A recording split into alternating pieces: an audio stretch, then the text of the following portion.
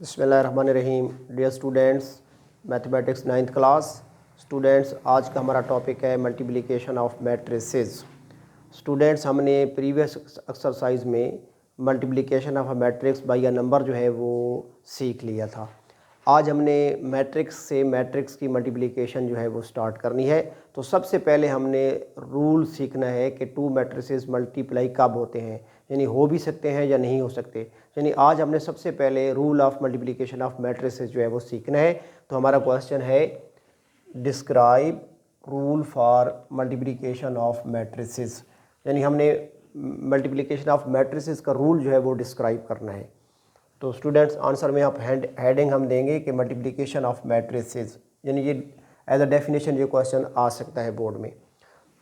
To matrices A and B are conformable for multiplication. कहता है कि टू मैट्रिसेस अगर ए और बी हमारे पास हों वो मल्टीप्लिकेशन के काबिल होते हैं। गिविंग प्रोडक्ट ए बी, वो हमें ए बी प्रोडक्ट दे रहे होते हैं। If the number of columns of A is equal to the number of rows of B. क्योंकि ए ने बी से मल्टीप्लाई होना है, तो याद रखना स्टूडेंट्स कि फिर जो फर्स्ट मैट्रिक्स होगा ए, उसके number of columns second matrix B के नंबर ऑफ रोज के अगर इक्वल होंगे तो मल्टीप्लिकेशन पॉसिबल होगी, वरना नहीं होगी। यानी फर्स्ट मैट्रिक्स के नंबर ऑफ कॉलम्स काउंट करने हैं, सेकंड मैट्रिक्स के नंबर ऑफ रोज को काउंट कर लेना है। अगर फर्स्ट मैट्रिक्स के नंबर ऑफ कॉलम्स सेकंड के नंबर ऑफ रोज के इक्वल हों तो वो दोनों मैट्रिसेस मल्टीप्लाई हो जाएंगे, कन्फर्मेबल फॉर मल्टीप्लिकेशन होंगे।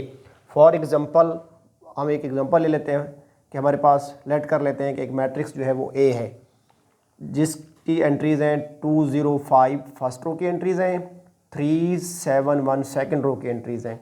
एंड सेकंड मैट्रिक्स हमने बी लेना है, जिसकी फर्स्ट रो की एंट्रीज़ 26 हैं, सेकंड रो की एंट्रीज़ 95 हैं, थर्ड रो की एंट्रीज़ 83 हैं। अब अगर हम इनको मल्टीप्लाई करना चाहें तो हम पहले रूल को वेरीफाई करेंगे कि क्या ये मल्टीप्लाई हो भी सकते हैं या नहीं। तो चूँकि ए ने बी से मल्टीप्लाई होना है तो ए जो है वो फर्स्ट मैट्रिक्स है, तो फर्स्ट मैट्रिक्स के नंबर ऑफ कॉलम्स काउंट करने हैं। तो कॉलम नंबर 1 है जिसकी एंट्रीज हैं 2 3, कॉलम नंबर 2 है जिसकी एंट्रीज हैं 0 7, कॉलम नंबर 3 है जिसकी एंट्रीज हैं 5 1। यानी मैट्रिक्स ए में 3 कॉलम्स हैं, फर्स्ट के नंबर ऑफ कॉलम्स को काउंट करना है। तो मैट्रिक्स ए में 3 कॉलम्स हैं, और जो मैट्रिक्स बी है उसमें हमारे पास 3 रोज हैं। फर्स्ट रो की एंट्रीज हैं 2 6, सेकंड रो की एंट्रीज हैं 9 5, थर्ड रो की एंट्रीज हैं 8 3। तो बी मैट्रिक्स की नंबर ऑफ रोज 3 हैं, ए मैट्रिक्स के नंबर ऑफ कॉलम 3 है, फर्स्ट के नंबर ऑफ कॉलम 3 है, सेकंड के नंबर ऑफ रोज 3 है। यानी फर्स्ट के नंबर ऑफ कॉलम सेकंड के नंबर ऑफ रोज के इक्वल हैं तो मल्टीप्लिकेशन पॉसिबल होगी।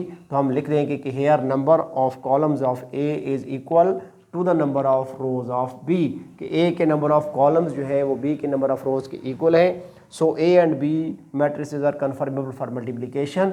तो ए और बी को यानी कहता है कि मल्टीप्लिकेशन के काबिल हैं, यानी मल्टीप्लाई हो सकते हैं। तो स्टूडेंट्स याद रखिएगा कि जब भी टू मैट्रिसेस को आप मल्टीप्लाई करना चाहेंगे तो सबसे पहले आपने देखना है कि क्या वो मल्टीप्लाई हो भी सकते हैं या नहीं। तो आपने सबसे पहले रूल को देखना होगा, जो भी फर्स्ट मैट्रिक्स होगा उसके नंबर ऑफ कॉलम्स काउंट कर लेते हैं और सेकंड के नंबर ऑफ रोज को काउंट कर लेना है। अगर फर्स्ट के नंबर ऑफ कॉलम्स और सेकंड की नंबर ऑफ रोज इक्वल होंगी तो मैट्रिसेस जो है वो मल्टीप्लाई हो जाएंगे, उनका प्रोडक्ट जो है वो फाइंड हो जाएगा।